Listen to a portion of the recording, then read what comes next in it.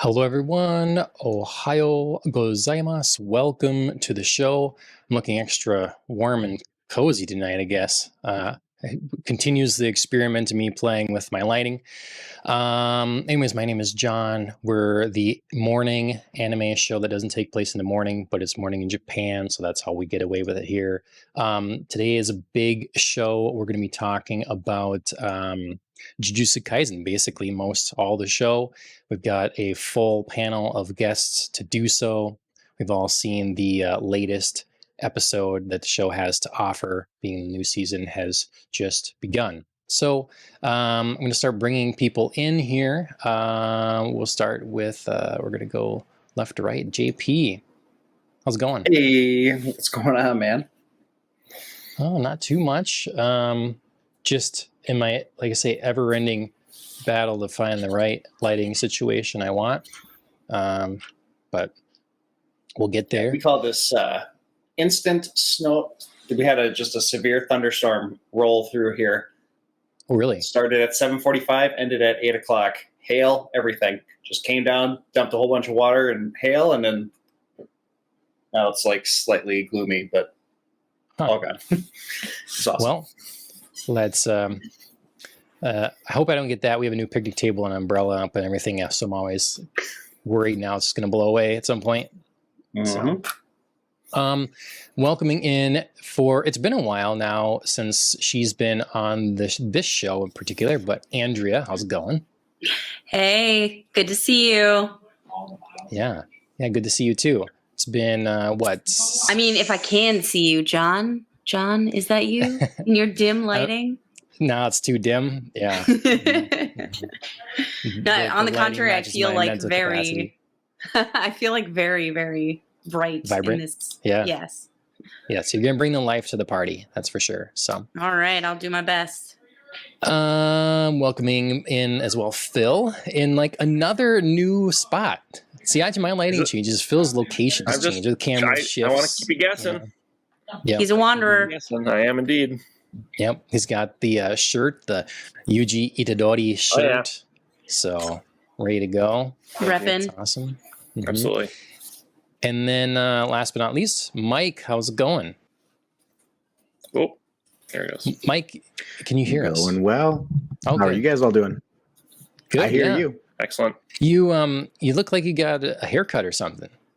Looking fresh. You're just not wearing a hat. I did. That too. I'm not wearing a hat because I got a haircut. Nice. Nice. It's taken me, 3 years. This is what short hair looks like. Yeah. JP's got one too. Oh my gosh. Oh, I went to a wedding. Yeah. And right. It was a Haitian I'm wedding. losing too much of my hair to do that. Yeah. Okay, well, I hope you had a good time at the wedding, JP. Oh, I was going to say, some dude, black guy, told me I looked pretty good with my blue suit coat on. He's like, dog, that looks fresh. And I was like, You just want like top of the world the entire wedding after that. oh my gosh, I was glowing. Like it was strutting. It was so much fun. So imagine a left-leaning liberal and a right-wing conservative cop getting married, and it was an absolute blast. The black people taught all the white people how to dance, and it was just, I mean, I've never seen like 30 people on a dance floor for 3 hours in a row, but my God, it was awesome. Nice. It is kind of sad sometimes when there's a DJ or band or whatever, that's the whole dance floor, and it's basically barren. That certainly happens. So it's all about the crowd, and I'm telling you, her family got out there. She had the crazy aunts. They were just, everybody was out there just the whole time. You had the slow grinders, you had the old people just like, oh, this is our song. And then, they're playing like 90s hip hop, and you see like the 60-year-old couples like, oh, I love this. And they get up there and they're just going all out. I mean, it was a blast. All right. So, yeah. They remember it from when their kids were growing up, which, speaking as one of those kids, like, it's so hilarious to watch your parents be like, I remember this when you were a teenager. I was chaperoning Greta. I remember. All right. Well, awesome. That's good. Let's see. Yeah, it's been a while since this panel has met up, so I'm sure some things have happened. We've all been like powering through, or some people powering through Jujutsu Kaisen to catch up and everything. Yep. Andrea raises her hand. I know Mike was doing so as well a bit ago. We are going to get into just kind of our general thoughts about Jujutsu Kaisen and where we want to go, the season 1 and the movie and some of that before we get into the new season. But I want to see if anyone has watched any other anime since we've last met up. I'm going to start with Phil because I know you have. So what have you been been poking at or trying to get through or anything like that other than Jujutsu Kaisen? Yeah. I have been watching, as our loyal viewers know, I've been watching a lot the last several months. Let's see. I finished up Mashal, Magic and Muscles, so I'm all cut up, full season done. Last episode or 2 were really fun. Finally introduced kind of like a big bad, like towards the end of the season, because the probably first 3/4 of it was pretty like tame and nothing that MASH couldn't handle. So it was fun. It was really cool. I'm on the season finale of both Hell's Paradise and Heavenly Delusion. So I have both those finales to watch. I'm not much farther in Attack on Titan, JP. Sorry, but priorities. I was going to say you'll waste time on those other 2, but I know. But now that one that's going to change your life, right? But now that MASH is done, Heavenly Delusion's done. I just need to finish it up, and then same for Hell's Paradise. I'll be able to really just devote a lot of time to Attack on Titan. So, and I know I mean, 2 of the shows that are in the top trending lists for anime this season has been Heavenly Delusion consistently at number 1, and then at 4 or something like that is Hell's Paradise. So wasting time, JP. I don't think I have seen them. Like as I'm scrolling, I'm like, oh, these look oddly familiar. I should probably start these. probably. I wrote it down. It's on my checklist. Nice. There you go. So I'll remember. Nice. But yeah, that's pretty much it. I haven't been watching as much because I started the Mistborn series by Brandon Sanderson. I was telling Mike a little bit about that. Mike's read them. Andrea, you might be familiar, but super good. It's been taking a little more of my anime watching time. So sure. Sorry about that, but I'll get back on the horse. How dare you? You have to like one kind of thing and that's it, Phil. One Stop being cultured. Don't be multi-dimensional. I know. No. God, you. It's hard to follow. Look, I love going to anime conventions, but I'll say that is the issue that a lot of people there are facing, is that it's like, this is life, that's it. So, and like, sure, it's fine. A lot of people, especially later in years, they find the thing that they lock onto, and that's what, brings them happiness. But I've never been that way. I always have a multitude of things. So I need to preoccupy myself. So I think that's healthy generally to have multiple interests, speaking as a mental health professional. So So you wouldn't know anything about it? Nah. No. Just a little. Did you web Hobby. MD that or Cash. Put it into Chat GPT and it recommends it. There you go. Phil's got like a printout from the internet. I read it somewhere. Well, okay. So, Mike, I know you were pushing to get through Jujutsu Kaisen. Sounds like you did that. Did you have time for any other anime in your life? No, I'm the lame one who just does what I'm told and nothing more. I do not wear additional flair, if you catch my drift. I do. Yeah, it's fine. I think that this show is good. It's gonna keep me up on like what's happening, in the current season.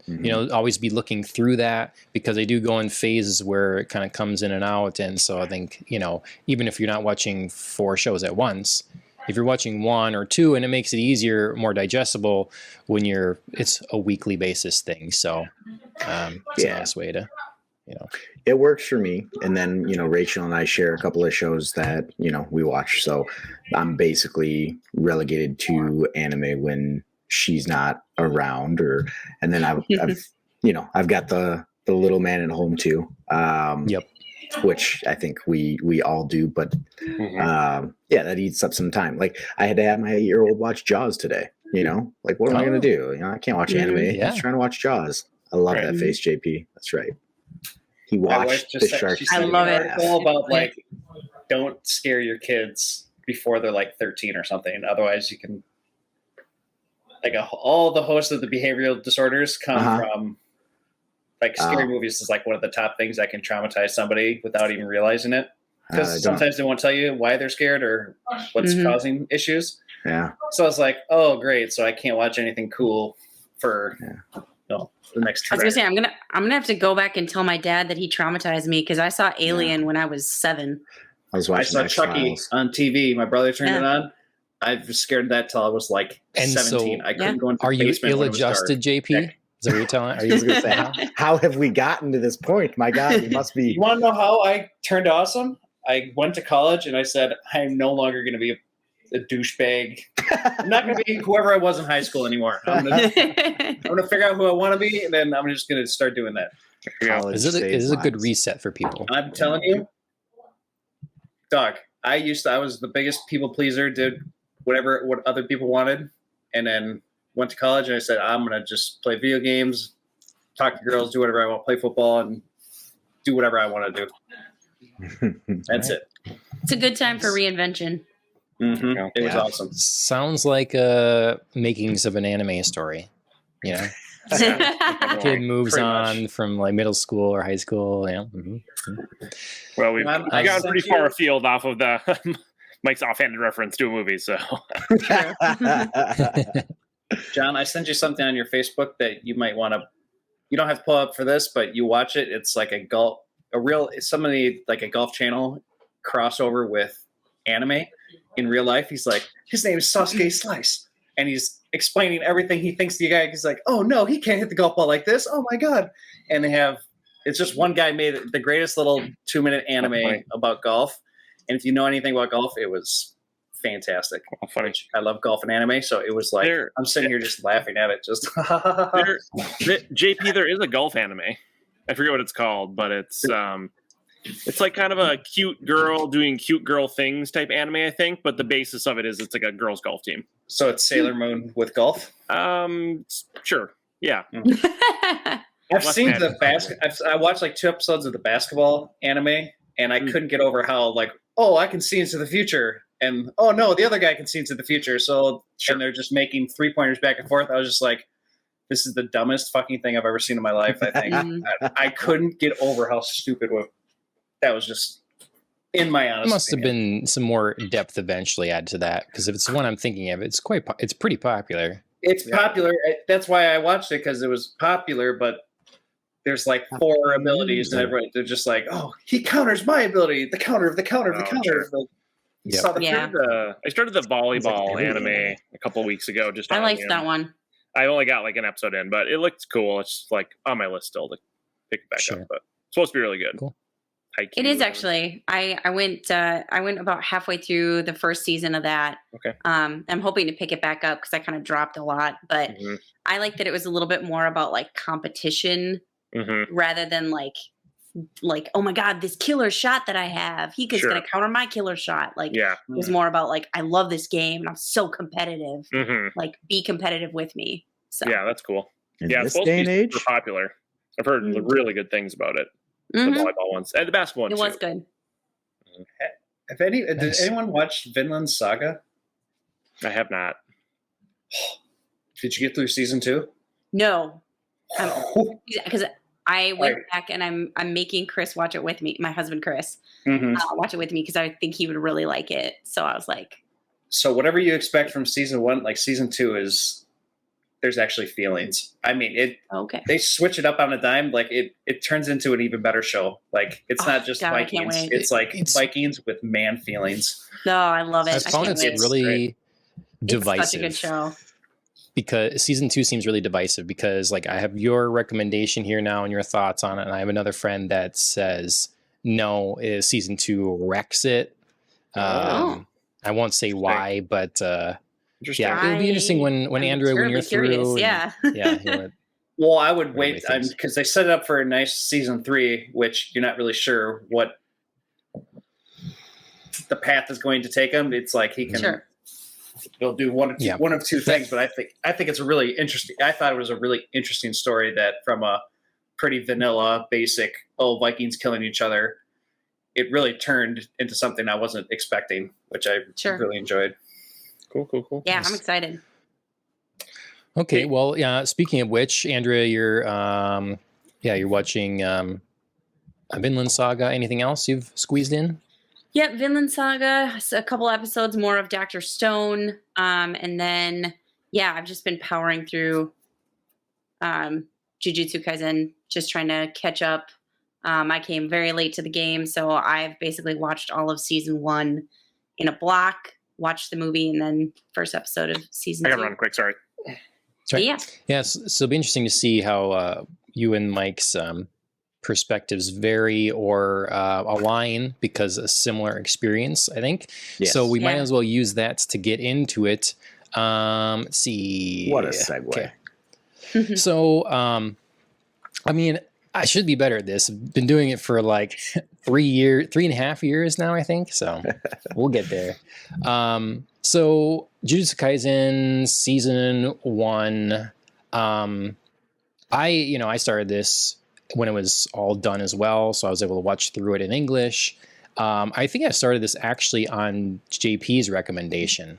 You were telling me that it was really good, and I was like, I think it had some. I don't know if it was like the creator of Naruto, and I'm like, I don't know if that's sounds great to me or not, but pretty quickly. The creator of Naruto made this? I thought that's what I was under the because there's a lot of similarities. So it's either that or it's just like. I thought it was. I'm not sure if I told you that it could be complete BS because I know I would have said something like that, but I definitely said that there was heavy similarities with like the composition and like the schooling and stuff like that, but it just felt like a more modern take on it. Okay. I'm just checking now, and it doesn't seem like so. Disregard that. It was a long time ago that I heard that, and do you think I looked it up? No, I didn't. So it's on me. Anyways, it's a kind of heavier shonen. It's on the verge of like shonen and seinen, I would say. And let's start with you, Andrea, being it's the first time back on the show, and like you said, you've kind of powered through this. We'll get your perspective, and then we'll move over to Mike and see what you thought. Just in general, season 1, the show, if you're a fan, all that sort of thing. Yeah. So I came to the show kind of not really being set up for anything about it, which was kind of nice, just like blank slate for expectations. Other than, just it was a good show and that people were excited about it, and that obviously season 2 is coming out. So I had to watch like the first episode a couple different times because I kept getting interrupted, and I still, by the end of the first couple, wasn't sure if I was going to really like it. I liked Yuji, and I liked, kind of the premise, but I wasn't sure if like the whole show I was going to be entertained by. I wasn't sure if I was going to be liking the art style. I wasn't sure if like the other characters were engaging enough to me that I was going to be interested and I was going to pick everything up.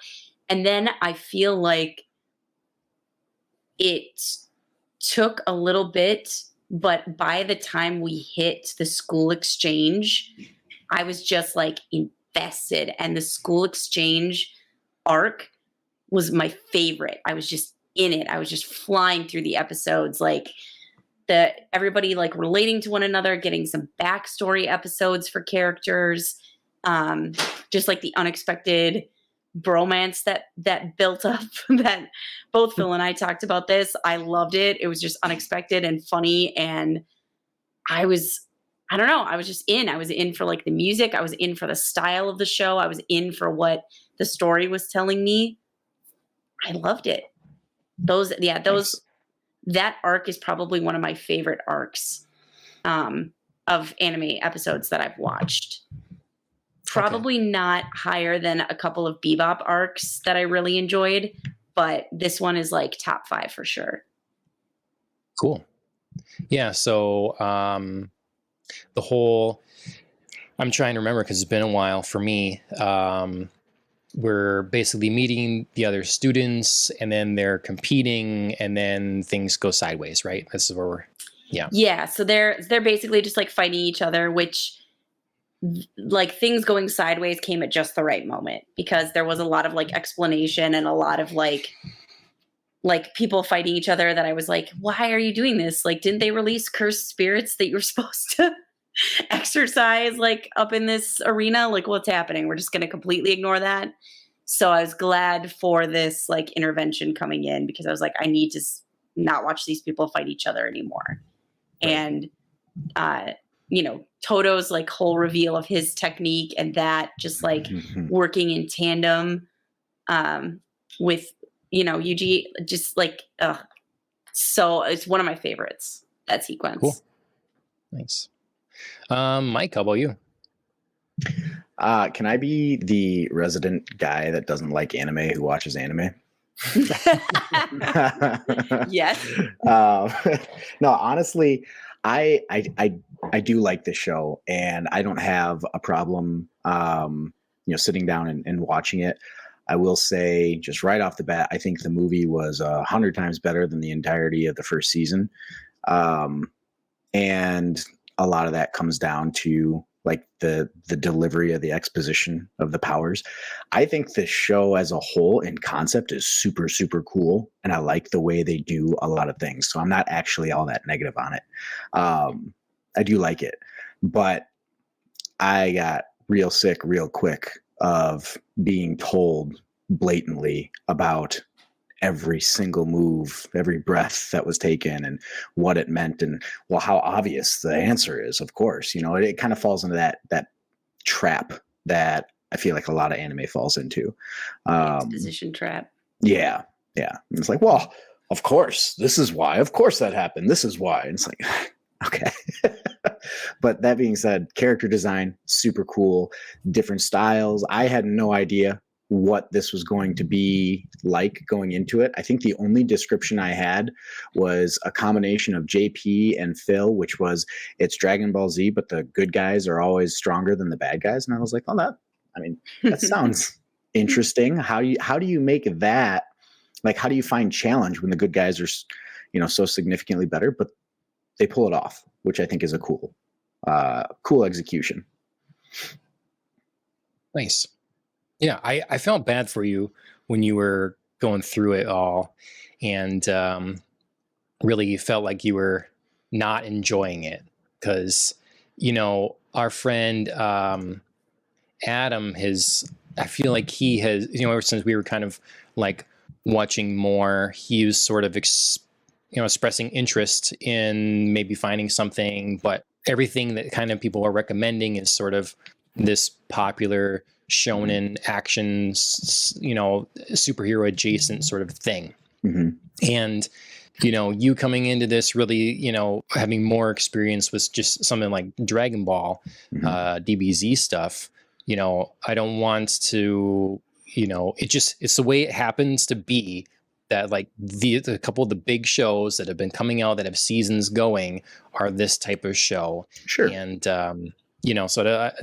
I was worried about burning you out of it. That's why I recommended a different show. And I did start that one, and I love the first episode because it is a very different pace. Okay. But listen, I don't think I'm going to get burnt out of it. It's still something that I can enjoy sitting down, but I think I'm becoming more and more sensitive to the same critique over and over again. Right. And you had asked me like, who's your favorite character? Do you have one at this point? I found them all abrasive as hell. And like, Yuji, or whatever the main character, he's kind of cool, but like he felt sort of like a Mary Sue, like just everything just pop. It's just, he's already badass without any training or anything. He's amazing. It's like the thing that people had a problem with Ray being able to like, pull a ship out of the air with zero training. I kind of feel like that's the same with this guy is he's just already incredibly physically adept. He's super powered, but they at least allow that kind of explanation. They're like, no, yeah, he's super powerful. So they are at least aware of that. He's the Mist Hashira. Yeah. He's just Got the it. prodigy. Yep. I feel like what's nice is that he doesn't have a plan. Things just happen to him. Mm-hmm. So even though he's like all powerful, it sometimes doesn't feel that way because he's reacting to like other people's schemes or plans for him. So there's kind of a nice element of like of his sort of like haplessness that comes through where he's like, shit, like they want Sukuna again. Like, yeah. Like it's hard being his vessel sometimes. Like people have plans for me and I'm just in the middle like, huh? So yeah, that's a good point. And that's an interesting challenge to create for somebody, right? You're already super powerful. So yeah, it's his. So is where do you more go? mental. Yeah. Yeah. Well, so his storyline is more being like pulled around by other people than him like discovering himself sometimes. Mm-hmm. Yeah, and he is a Mary Sue in the one way, but like he's doomed. His fate is to die.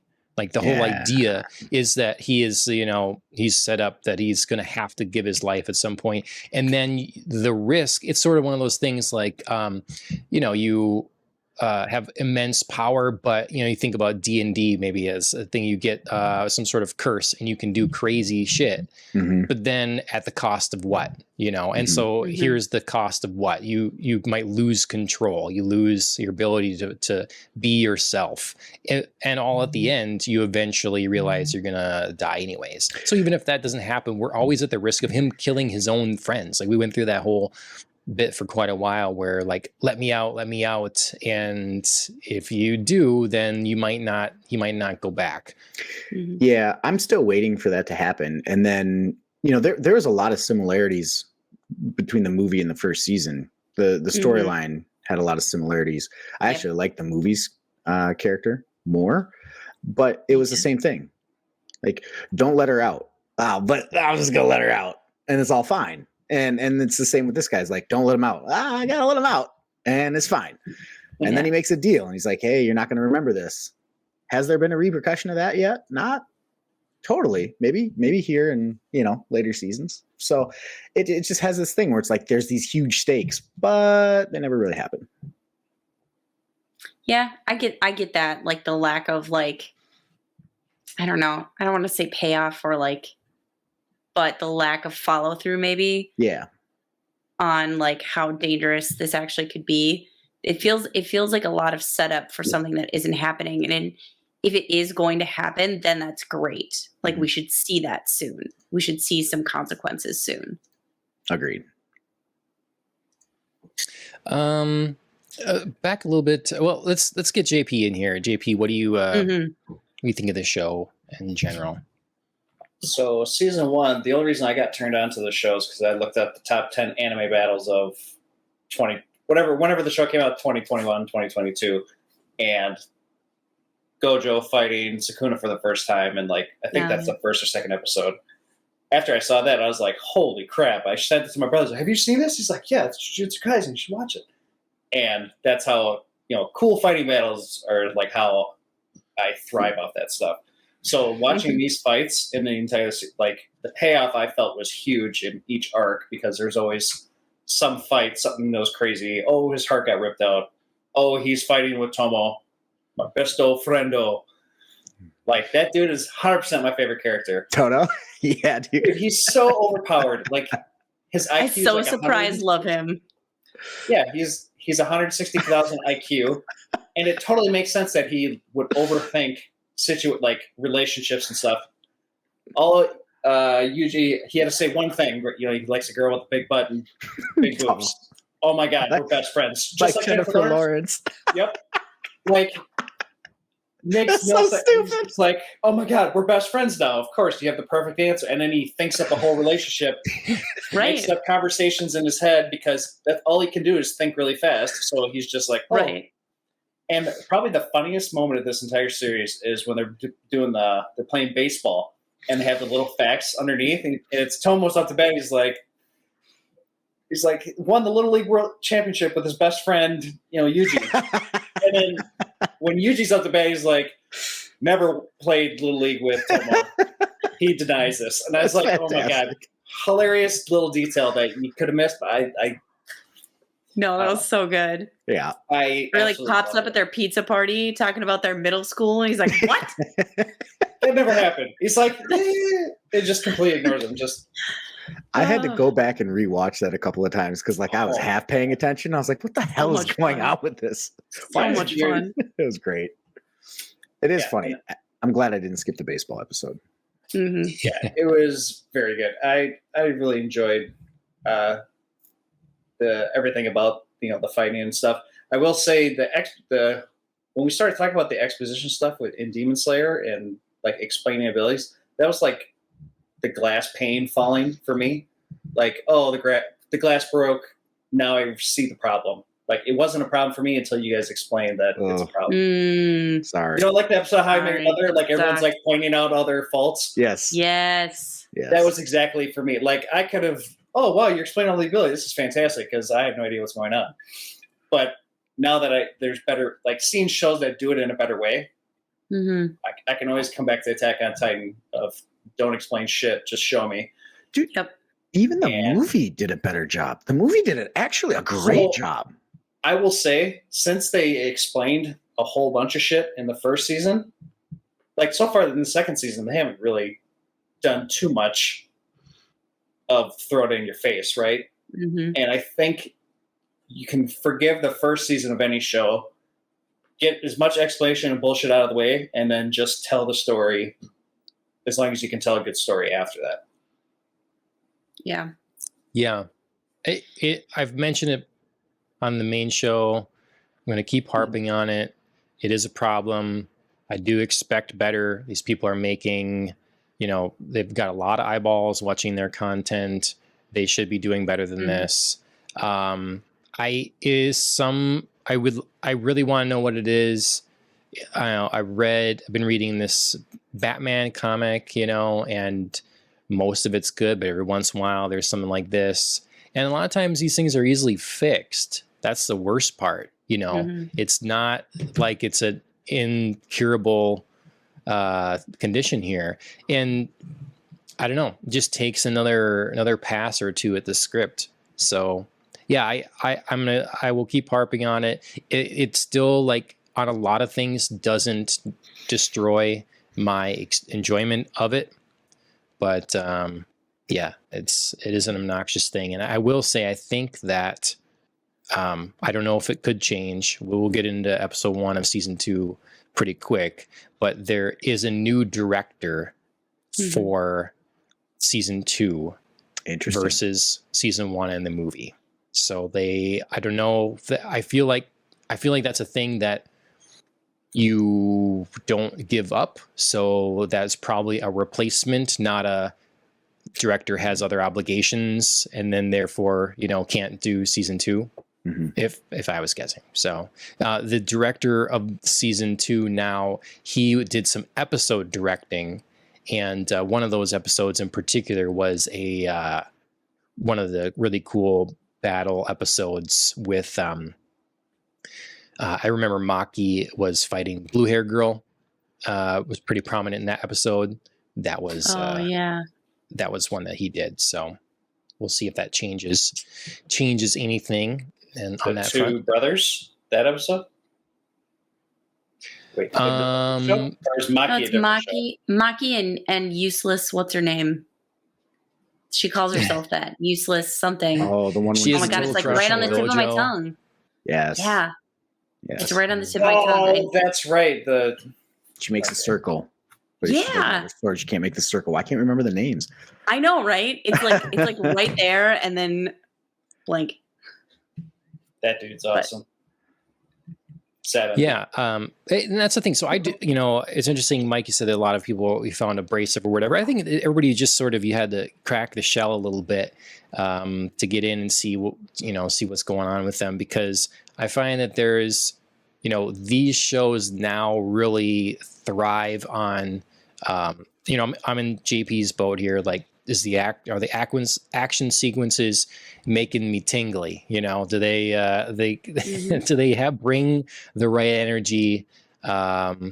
That's one. And then the other is the characters. Am I invested in the characters? Are they well designed and whatnot? And I think we got a number of characters here that are both well designed with a variety of powers, with potentially interesting backstories that we really just are kind of, you know, we've got a main character that's, you know, got his curse that he's dealing with.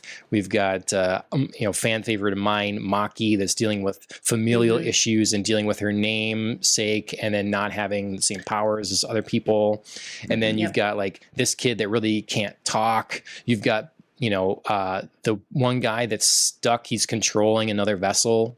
You know, he's like completely in. Mekamaru. Yeah. You know, there's a whole list of variety. You know, Panda isn't even a panda. He's like, you know, like a cursed object sort of thing. It's like an imbued doll, whatever. So it's got variety. And to JP's, you know, well said point in first pitching this to Mike, where all the good guys are stronger than the bad guys, it's the most interesting premise of the whole thing. It makes this more worth it than other shows in the sense that, like, that's the twist. The enemies know they're outgunned, and we see the most powerful person right up front, and so the enemies are the ones that have to plot and scheme and try to figure out how to defeat Gojo in a unique situation. We're not, you know, it's not a Voldemort and Dumbledore really, where you're like, oh, maybe there's a parody there. It's like, no, Gojo will wipe us. Like he and also the people on the good side are aware of this too. So he gets to kind of push council people, you know, school people around, you know, his superiors and elders, because he just kind of has the power. And so how everyone's going to deal with this character, I think is the kind of big crux of the show, because everyone, maybe they don't want this kid with a demon inside him. Like, let's just deal with it. But Gojo wants it.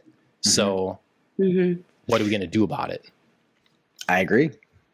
I feel actually a little bit guilty that Gojo is like my favorite character, because it kind of feels like the obvious favorite character. Like, oh, the most powerful one? Yeah, of course. The guy that can like basically snap his fingers. Like, of course you'd like that one.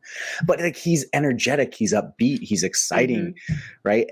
And the characters did flesh themselves out as the season went on. But like the girl that we meet pretty early on, who is like the voodoo dolls, right? With the hammer and the nail. Like, she was awful right off the start. I don't know why she's yelling. Like, stop yelling. You're yelling all the time for seemingly no reason. And then there's the other older student, right? With the sweet dogs, or wolves. I'm going to say they're wolves because they're cooler, but he wasn't abrasive, but he was kind of standoffish. I need to interrupt you for 1 second. This point can't be held. Your favorite character is Inosuke, who has only screamed and yelled in Demon Slayer for 4 seasons in a row. Yeah, but it's hilarious. He's not angry. Anti-women? Yeah. Yep. Oh my God. Okay, you heard it here first. I want to confirm that point. Everybody, it's on YouTube. Why can't we have, just because there's never screaming, actually tough screaming women anime characters. I've yet to see those. I don't know about that, JP. I think I think you're watching. I think you got to watch a few more shows. I'm not watching. And what is Sailor Moon like that? Well, is it Cowboy Bebop? No, if you watch even in this show. I think if you watch, okay. A lot of shows that have like is maybe a school thing or something like that. They kind of have the stereotypes of different characters, especially women in there that are, all have a name. They all have a Japanese name associated with the type of character they are, So there's like, I wish I would know them better, but there's like Surende, which is, and there's like, they're all, so here's here's the kind of like, sharp-tongued one with the cat, kind of fangs, just to emphasize that she's sort of edgy. And there's the one are those like main characters, or is that like supporting cast? Hold on. You're missing the point. I understand. The yelling is not the thing that is off-putting. It was the drastic, immediate change in personality and unreasonable response to any kind of the conversation. She would go from talking at this level to suddenly screaming out of her mind in anger and I'm not saying that doesn't happen elsewhere. And it has nothing to do with the rest of the women in the show. It was that character specifically. And the point was, it seems like this show, for the most part, went out of its way to make characters come off as unlikable so that they could give a backstory to make you then like them. Like Maki even is supposed to come off as an abrasive bitch. And then you come to understand why she is that way. So, but they do that with like 5 or 6 different characters. And that's why the initial impression was that these characters are off-putting because they were supposed to be. And that's why Gojo stood out because he wasn't. I feel like it's a school thing. You know, it's always one of those things that people feel like they can relate to. You're being thrown into a school or into a situation with a bunch of people, your peers that you don't know anything about. And so your fear is that they're going to like pick at a thing that you do or the way that you are or whatever. And so it's a way to really emphasize that you got like strangers and you're going into unfamiliar waters. And so, a lot of people are, you know, defensive, or you read them as defensive or whatever. And so I get what you're saying. I think it makes sense. You know, we don't want, maybe they went overboard with saying, well, we don't want everybody to be friends with Itadori immediately. And so therefore everybody's got to kind of warm up and get to know each other. Yeah, I mean, I will kind of mildly agree with Mike in the sense of like, I didn't like many characters immediately. I wasn't actively like annoyed by them. Like Maki, I wasn't annoyed by, but I thought like she just played like cool and aloof very well. And especially when you learn her backstory, of course, you get like why she's a little like distant because she's been burned or she's been undervalued or she's been held back by her family and she's pissed. She's like, I should be better. I should be a better grade of sorcerer than I am right now. Like, I'm just going to keep fighting though and just keep doing it. Or like Nobara, I think, is the girl with the hammer and the nails. Short red hair. Yeah, so I think for her, like her anger was supposed to be comedic. Like I just think about like her very first introduction where she's coming into the city and she's like asking the guy, she's like, why don't I be a model? And he's like, fuck. Like she's so gonna be pissed whatever answer I give. Like I just want to leave. So like I think they were going for like comedic with her anger and they didn't always like hit the mark. I think they did in that scene because I remembered it and thought it was funny. But yeah, she did go from like 0 to 100 and it was a lot. But again, as the season went on, I really liked her. I liked the way that she stood up for Maki and she was like, Maki's awesome. Like, I don't know why everybody thinks she's not great. Or at the end when she and Yuji were like fangirling over Megumi and being like, oh my God, he's got a crush. And they would like do their little thing in tandem to make fun of him. Like that was really fun to be at the end by like, they're bonding. They're like first years at this high school and they're finally like getting some sort of companionship where they can tease each other. So I did eventually like ease into it and ease into all the characters and like warm up to everybody interacting. Yep. But yeah, at first I wasn't sure. Sorry, go ahead, JP. I totally thought the Nail Girl was Maki. That's why I was confused by Mike's point. So I confused the two in my head. Sure. But the point still stands. Mike's hates women, so let's just make sure we log that in the notes here. Make sure we say it again for those in the back. One more time. Yep. One more time. Come on. Second quick, the YouTube short here. Mike JP. hates women. Thank you for the confirmation. Yeah, confirmation. It does. It is a common thing in anime, right? Like you say, Andrea, to have someone that goes 0 to 100, and as a comedic thing, as JP pointed out, of course, in Demon Slayer we have this, and Mike's favorite character. It's just going to depend on execution and how, how zany or funny you deem that person to be. Well, they also used it in this show. Like, everybody is supposed to have a screw loose, right? They made a pretty clear point to that all of these. So I'm not saying that it's, completely unwarranted. It was just my initial impressions to it. Yeah. Right. And so she's got screws loose in that way. Yuji's got screws loose in another way. Like, you have to be a little bit off to do this successfully. That's what they said, basically. Does that make sense? Sure. Yeah. Mm-hmm. Yep. I get it.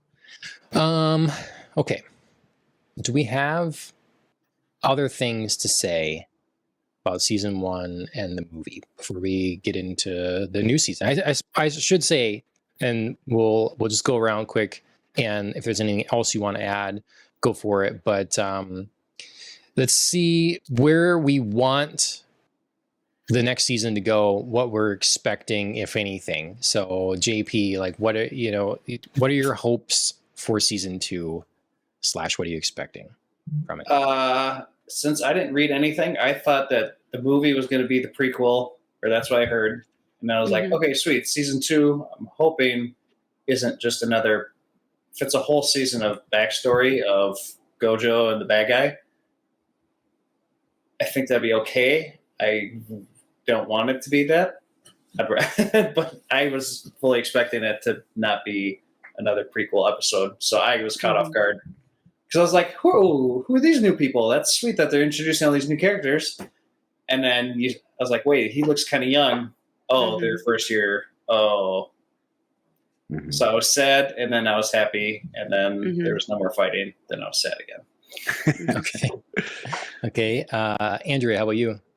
Yeah, I'm gonna dovetail off of that. Like, it was hard for me, having watched all of season 1, to make the switch to, like, okay, like the movie, I have to care about other people. Season 2, apparently, again, I have to care about other people, like, and get this, like, prequel background story. Not that it wasn't executed well, but it is hard after investing that much time and binging all of season 1 to switch that gear and be like, okay, I guess I have to put a pause on these characters and their stories. Not that I'm putting a pause on everybody, because obviously, we are still keeping some of the other characters, but yeah, it was a little hard to go back in time and follow that. I would love also if, like, maybe half of season 2 was devoted to this backstory, and then we could maybe switch to present day, if that's what that is, and we could kind of get back to some of the people that I have been invested in. But so far, yeah, overall, I'm excited about season 2 and kind of getting some setup and why people are the way they are. Okay. Mike? I don't know. I'm kind of open-minded to all of it. I don't have a particular direction that I want to really see it go. So I liked the movie a lot. I liked it more than the first season. So I guess in doing that, I kind of got okay real quick with having change of characters, and my favorite guy was still in it. It'd be like, if Demon Slayer season 3 like didn't have Inosuke in it, That'd be crazy. They didn't make that mistake here. It was wild. So yeah, I liked that aspect. And there is the parallel between the big bad guy that can control the curses and, his relationship with Gojo. So I'm good with seeing that play out, because it's only kind of been touched on up to this point. Well, it's good. I was kind of hoping we would get Phil in here, but it looks like Phil's done for the night, as of what I'm reading, I think. But I'm glad you're open-minded, Mike. And I guess that should be a good way to, look at it. Hey, the movie was the last thing. Maybe they'll continue on that sort of pace or tone, if that's what you liked more. Andrea, I'll say I'll make you happy here in the sense that to my understanding, the way this seems to be structured is we're going to get 5 episodes that are detailing this arc, this particular story. And then we're going to have sort of a recap episode to let people know that haven't watched other stuff before. And then we're going to start up with a new arc that will carry us through to like the end of the year, basically.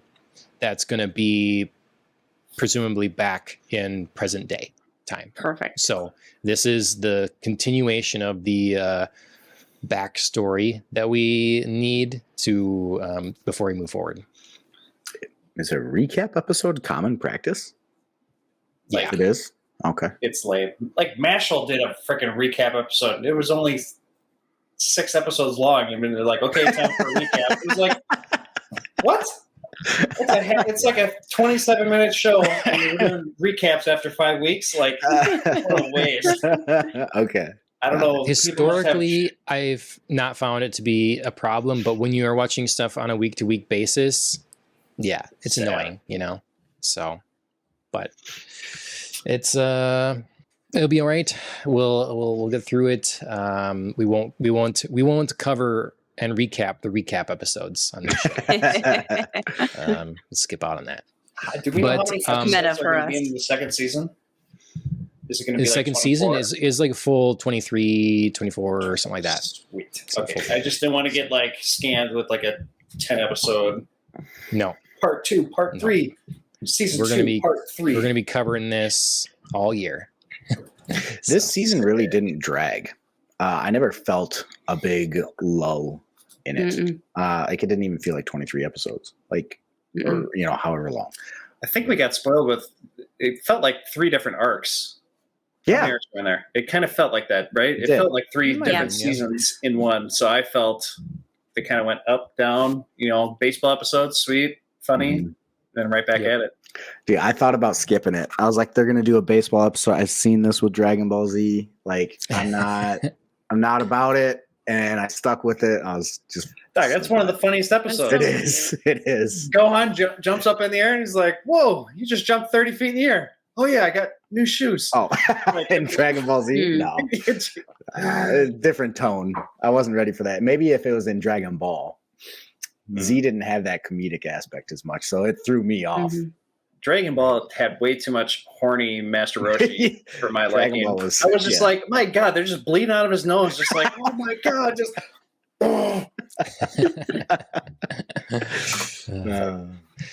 Okay, so season 2, Jujutsu Kaisen, I'd say for me, why this to me seems important is this guy right here. If you're watching Suguru Geto, so he's was obviously in season 1, and he's featured again in season 2 or in the movie. The fascinating thing is when you see the movie, for sure, you're aware of his philosophy and stance on the world. He is definitely a racist or bigot, however you want to say it. Like, he has his idea that sorcerers are above the others, and not that this is a new idea, but what is new in an anime sense is this very Professor X Magneto sort of relationship. He is friends with Gojo, and they go back and they have a history, and then they see things differently. So what was, to me, and then I'll move on to someone else here, what was fascinating about episode 1 of season 2 was that the sort of role reversal. Suguru is the one that is a little more responsible. Let's talk about decorum. He seems to be like the one emphasizing caring of people. And Gojo is the one you can see why people in season 1 now, you can see why people react to him the way they do. Not only is the power that he has enables him to be a dick, but like his history has, really shown that, yeah, maybe we should be bothered by him. He's always, brushed off the rules and done what he's wanted to do and been a loose cannon. And so how did he get to be the seemingly kind mentor in season 1 from what we've been introduced to in season 2. So that's what's very interesting to me. I'm looking forward to the answers to that. JP, what do you think of episode 1 in season 2? I thought there was a lot of the, what do you call it when you switch the animation to like the Funko Pops? I don't know what the term for that is. Whatever that term is, I think they hit it a little too much. Interesting. Like it was serious, and then I don't know. It was for what happened. How much did they do that in season 1? It's been a while. Like, did they do that a lot? Did they switch the art styles up to like emphasize the? A couple times here and there.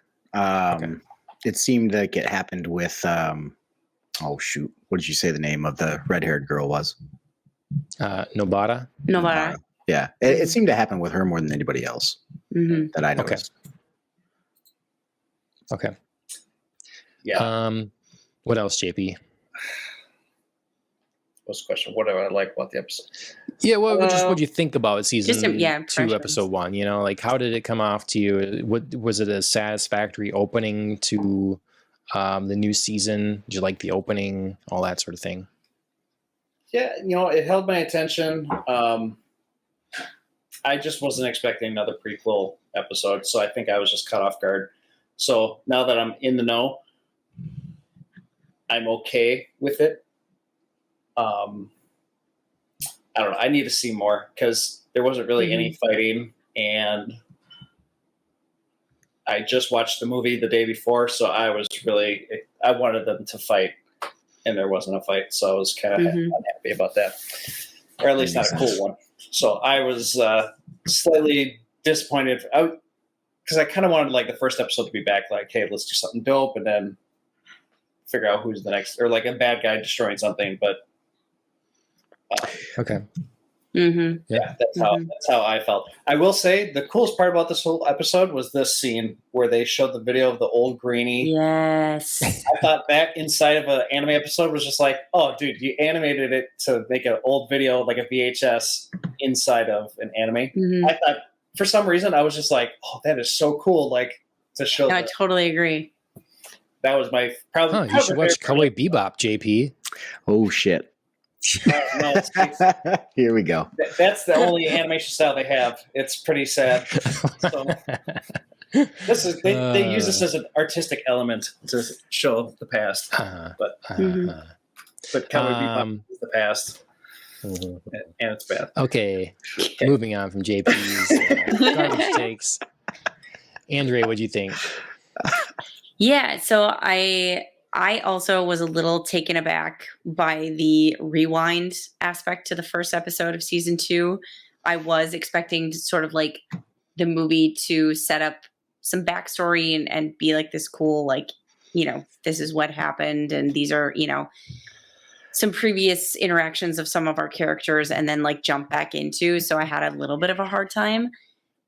But the one thing that I found really cool about this episode was kind of the setup premise or like the overarching like goal of what is happening, where it was like taken from just like this one episode of season 1, a very brief explanation of like the guy Tengen who like sets up the barriers. And it's like, how does his immortality work? Like, how is he gonna like keep going and like fuse himself a new body? And like, so it was a very random detail from season 1 that I'm like, this is a very cool thing to expand upon and have like be, a focus of our characters who are like, this is the task you have to accomplish, like get his vessel. It's like, that was a really cool idea. I wasn't expecting it. And I'm kind of really interested to see how all of our characters are going to be interacting over this task that they have to accomplish, like who, where, what, how, like these are our main antagonists who are trying to prevent this from happening. These are the people that we're going to be fighting against. So, I mean, in that sense, I think this was a really cool premise for this arc. So I was excited about that. Nice. Yeah. Yeah, I didn't remember that from season 1 or anything like that. So it was and because I just like binged season 1, Yeah. like a lot of it is super fresh in my mind. So yeah, that was just like they mentioned it in like half an episode of the school exchange battle where they were like Tengen is setting up the barriers and he's doing all the doors where all the cursed objects hide. So I was like, oh yeah, cool. And it adds a grayness to our heroes. Like, is this legit? This is what we should do? Like, we've kind of are told of the catastrophe that it could be if we don't. But are you a hero? Are you doing the right thing? Is this you know? So, Mike, how about you? I think it is a big risk taking the momentum that they had at the end of season 1 and, you know, with the bridge incident and not addressing that right away. It was jarring, but I think because I like these characters better anyways, I'm okay with it. I mean, it's just total bias. Like, I like the episode a lot. I like the visuals a lot. I like learning more about these two because we haven't really gotten, I mean, we got a little bit of it with the movie for Satoru. Satoru, yeah. Thank you. Oh, wait, who are you talking about? Wait, Gojo? Yeah. Gojo. Yeah. And I am curious. So, like, you know, he argues that it's exhausting looking after the weak humans. He kind of feels like the opposite a little bit now.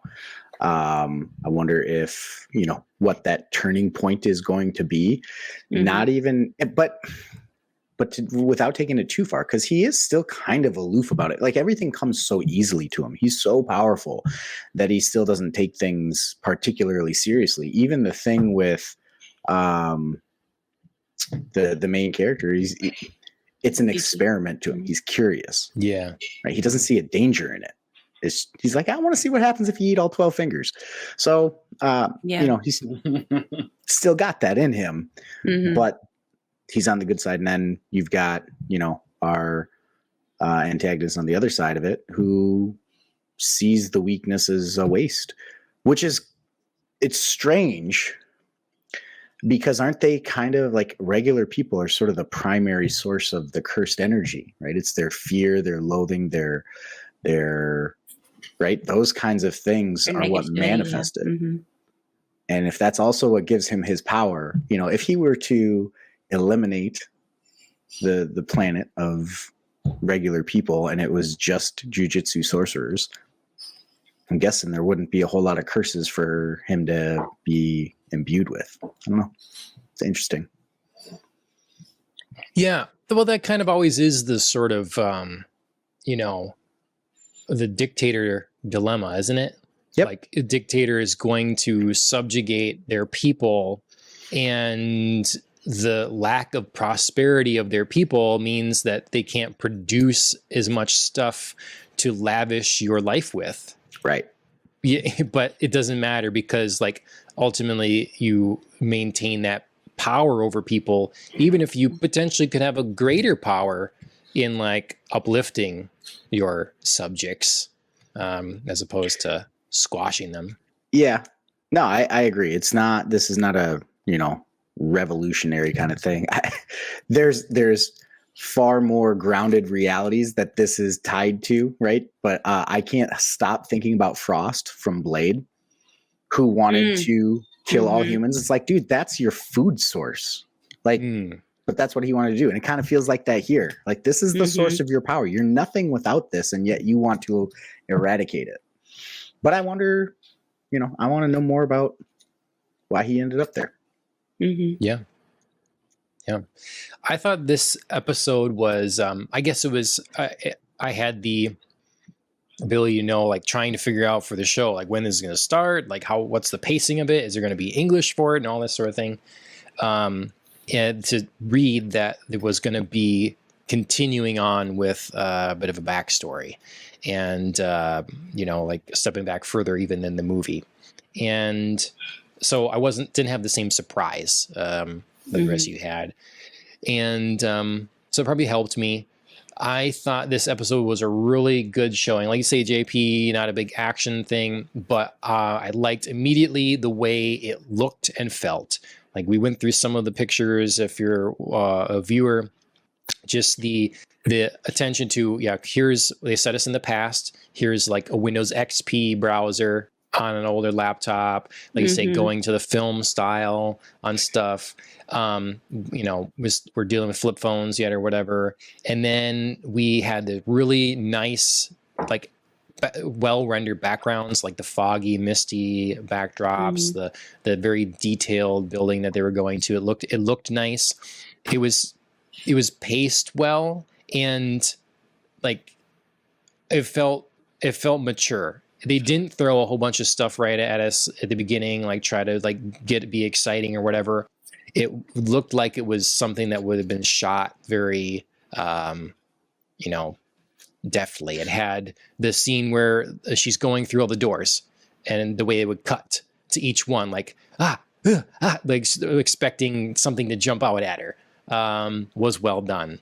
And so yeah, I was consistently impressed with how the episode looked, felt, and was paced. And so to me, that, I'm guessing is the hand of the director that we're getting now, the new director.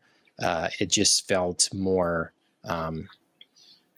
more mature, and they didn't explain everything. There was a couple moments where I'm like, okay, between Gojo and Geto, would you have this dialogue necessarily? But it was cut short quick, someone like, I think Gojo said, okay, yeah, I get it, basically, before you could have broken into some sort of further explanation. It's like, yeah, I know this already, basically.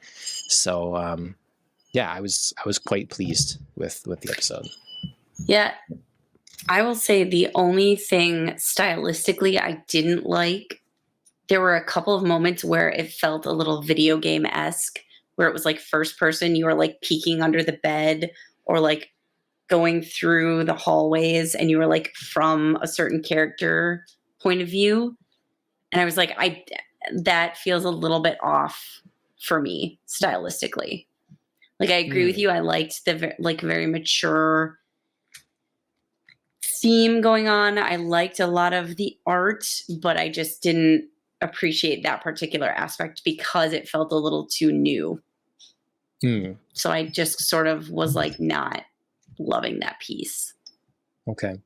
I think some unique perspectives are going to keep popping up. It seems like one of the more hallmarks of this director.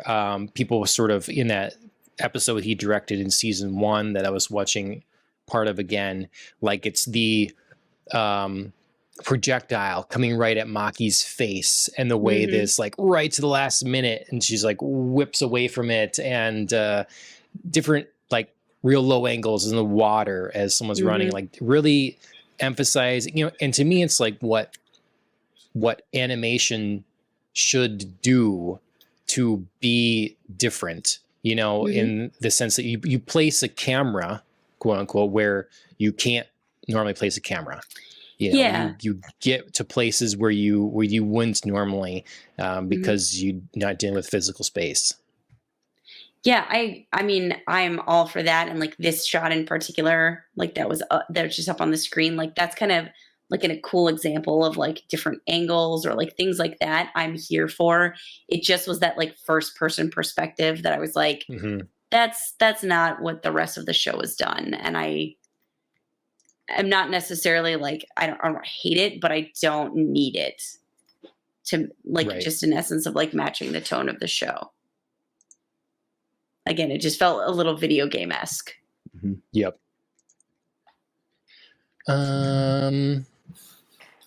What else we got about this episode? I again like that they started with like a kind of side character from the first season. We were following May in this like first, kind of true opening sequence, really. Where she was just in like an episode or two of last season, and it was like she could have been a throwaway character, and now we just like followed her. It's something I respect about. What's that, JP? was just gonna say it's been a long time since I've seen it, so it feels like all the characters are brand new except Gojo. So it's very enjoyable. The whole different perspective thing. I think that's why I kind of like the episode. Just in that sense, it looked good. Sure. Like I like how you said that, John. It just looked good. Everything felt sweet about it. And then when you described that other episode, I'm just like trying to piece together the old episodes. I need to go back and watch the whole first season again, so I can. Hey, we got a recap episode coming up. You don't need to worry about it. There you go. It's just for you. Mhm. The two associations that were trying to kill the vessel or whatever, they felt like Team Rocket so much. And I wish I could give you guys more like anime references. I'm sorry. I just associate things to others. Like it felt very much like, I don't know, silly in that they have the same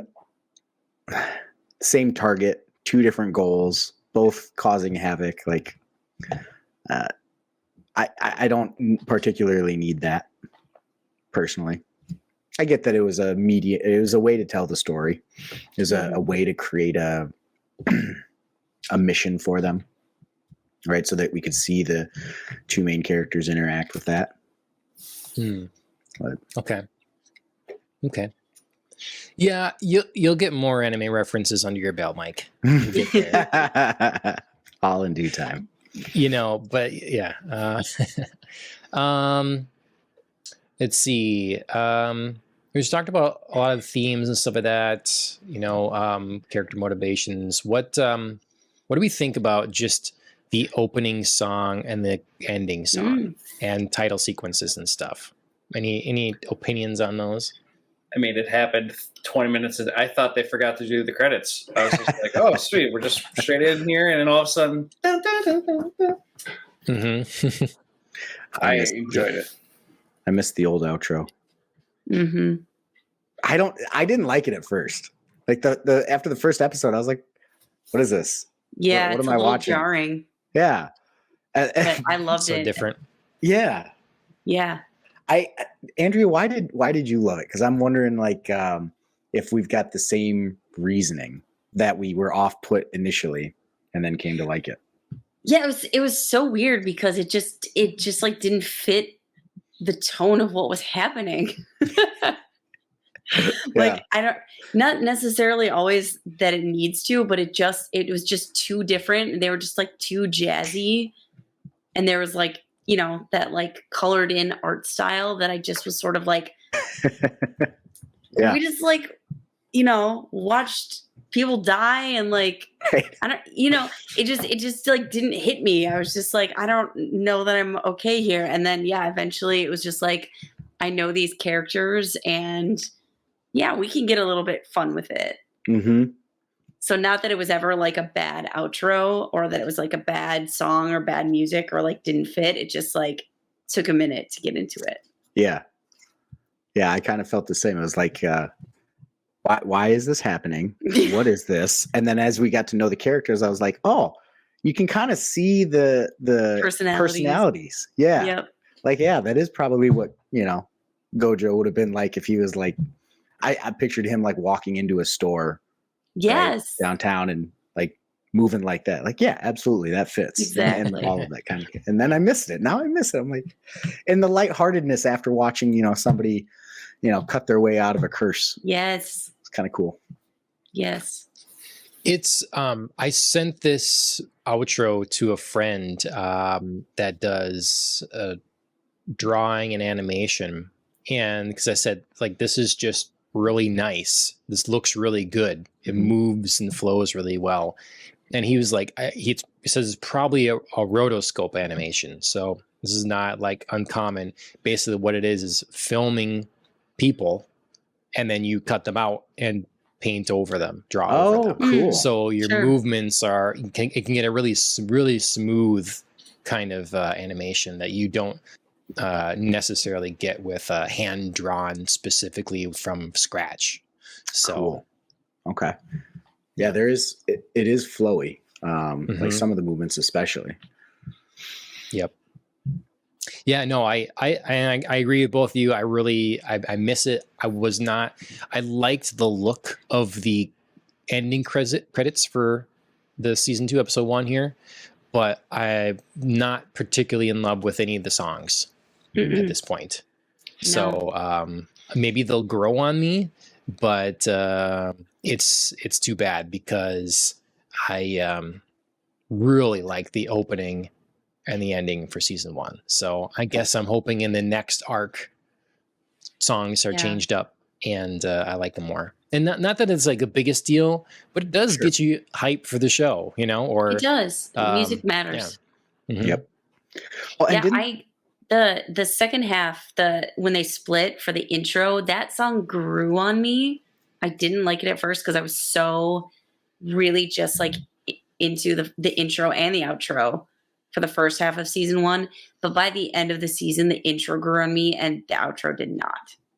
Yeah. Okay. I thought it was weird that they changed the outro mid-season too. I didn't understand why. Nope. So you're gonna find, Mike, that both these things you found odd are common practice. Great. So the offbeat from the tone of the main show for one thing I think of is Death Parade. Death Parade is a very good show to watch. It's only 1 season. It's one that I recommend to people that, you know, maybe haven't watched as much anime. And the opening I think it's the opening, is like so lively. It's super hype. It's just really like fun and whatever. And then the show itself is dealing with drama, some serious shit. So it's very juxtaposition of these kind of emotions. Okay. And then the splitting of the having a new episode or a new ending or opening midway through the season or something is also pretty common when you have a full length season like this that's 23, 24 episodes or something like that. So okay. Well, they don't always change both though. Yeah, it varies. It's just usually always change the intro. It's just not always the outro that changes. Okay. Just depends. So yeah. We're gonna get Mike watching at least one other show every week. So you get 1 episode of Jujutsu and you get 1 episode of something else. And, you know, I think I can manage that. Okay. I'm finally not playing catch up on something. So right. Yep. Exactly. Okay. Other thoughts we have on this episode. Otherwise, I mean, we've covered a lot of it. Kind of mentioned what their main sort of goal is right now. Talked about the art of it. Is there anything else anyone has to say that has gone unsaid? You should do like a solo episode with Phil and then just like edit it over this and take his comments and like interject them. I do feel bad. Phil is passionate. He is ready to, you know, talk about these shows, and he's a big fan of Jujutsu Kaisen for sure. So punishment for not finishing AOT. I will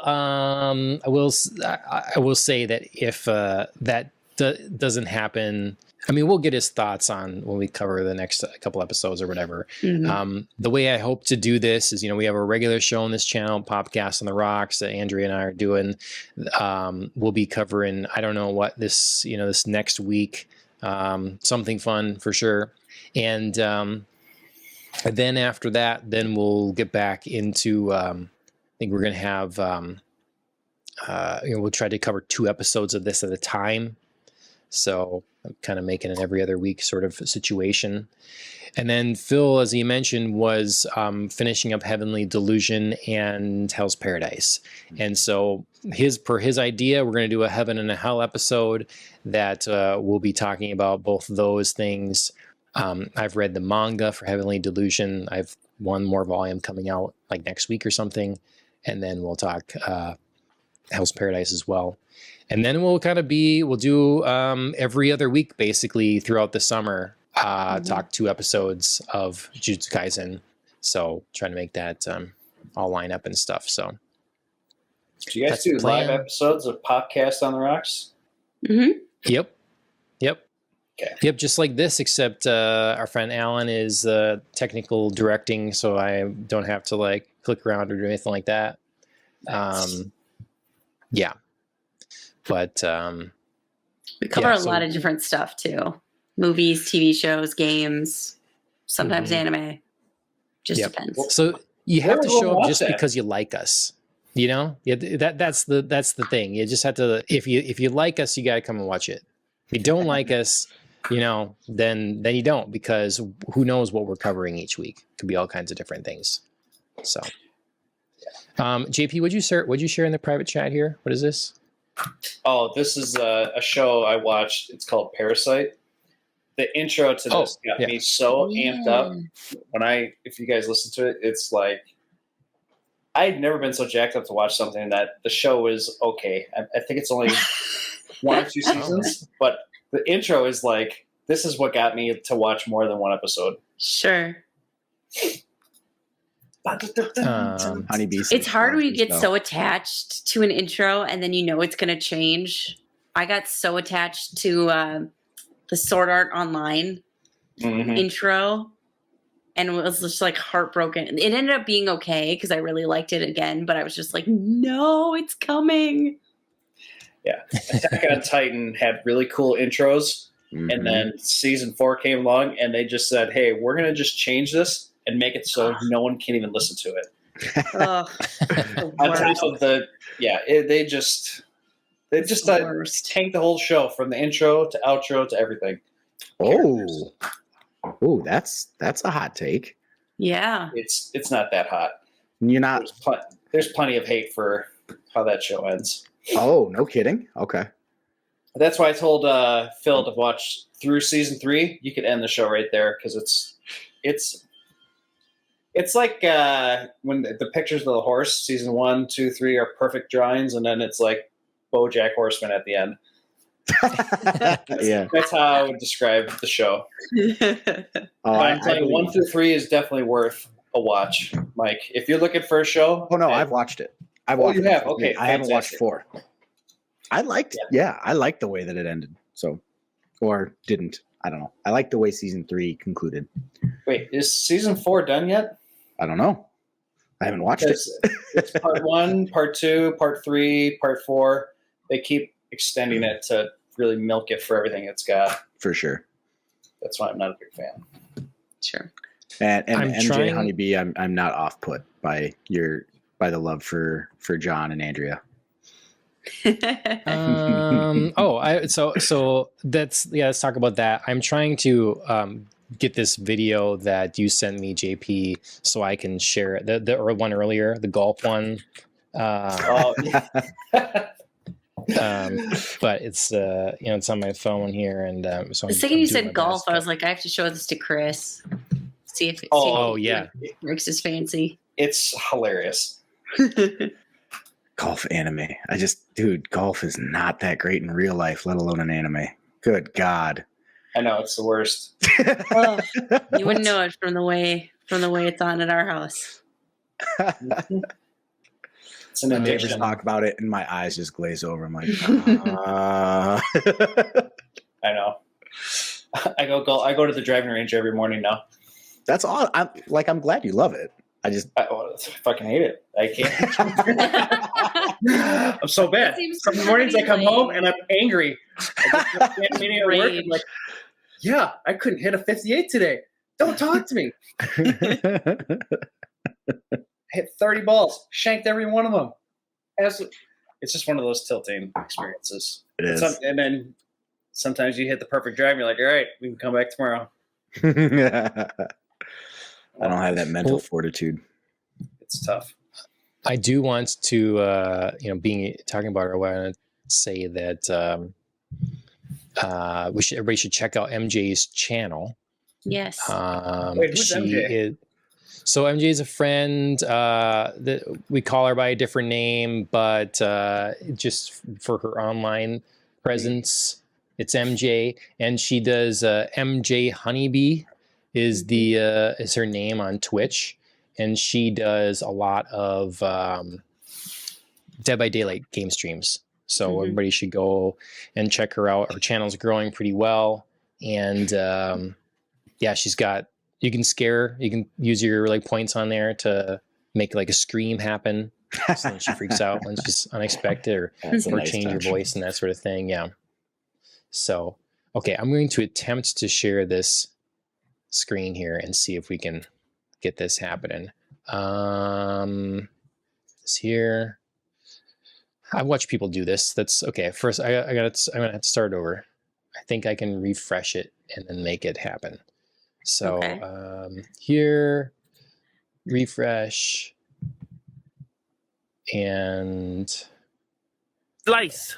Hey, who's Sasuke Slice? You haven't heard of Sasuke Slice? They say he's gonna be the #1 golfer in the village. #1 in the village? But that's been my goal ever since my parents were killed by a 4-right golf ball. Wait, calm down, Bakugo Bombs. Analyze that club swing. That swing is trash. He's gonna slice that all the way into the trees.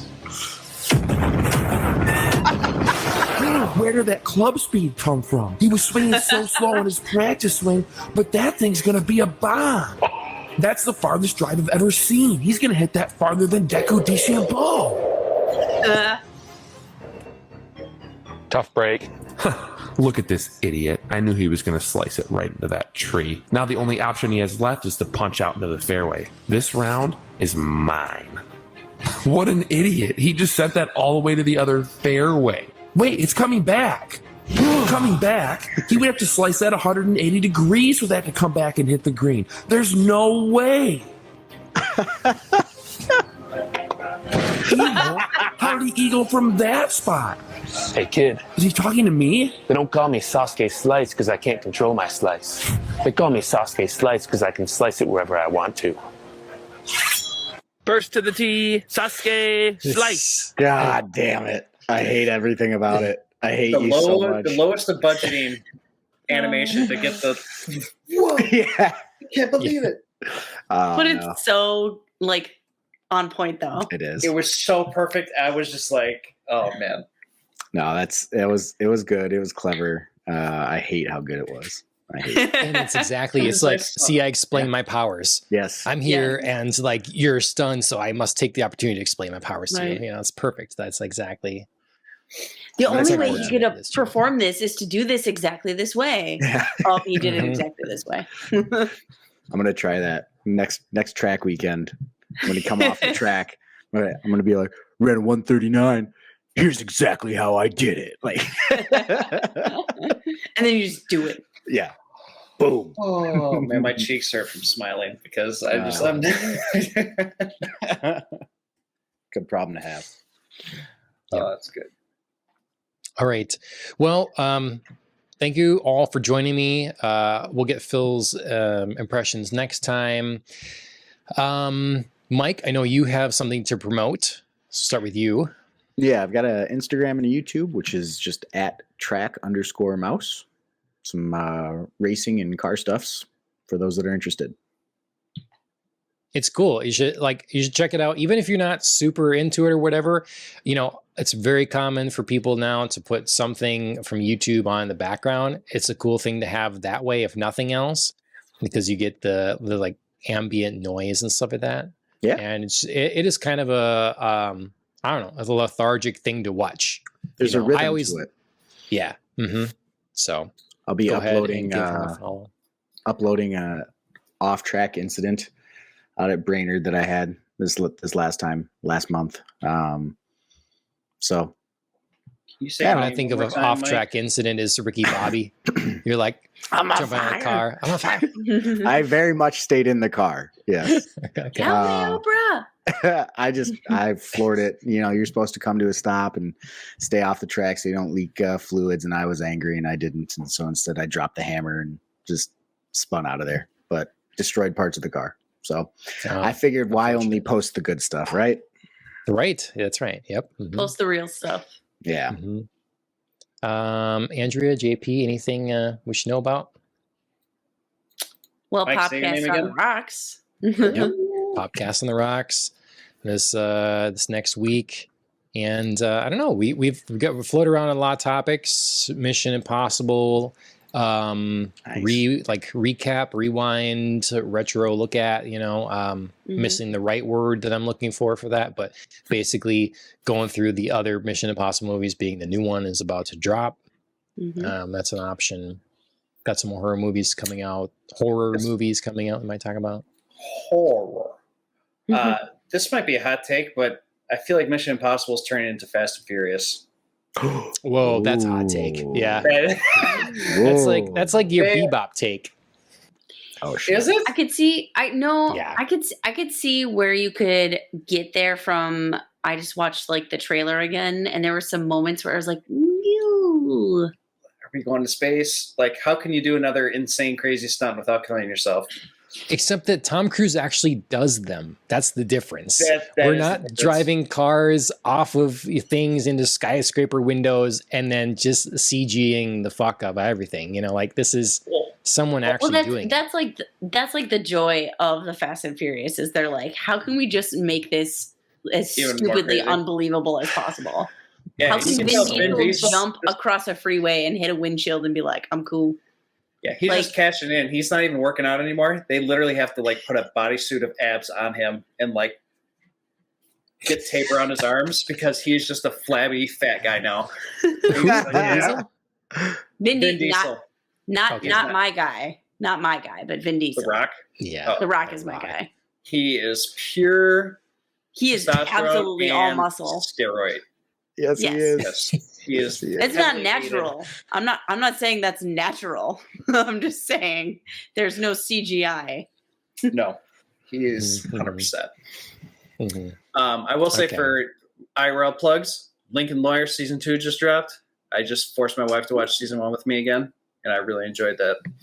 Sure. So it's on Netflix if you're looking for people entertainment. It's shonen, but in real life. Okay. All right. Nice.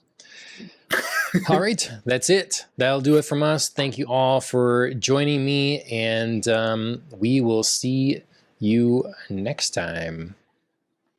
Catch you on the flip side. All right, see. John, can you still hear me? I can. You might be on the stream. I don't know how this works.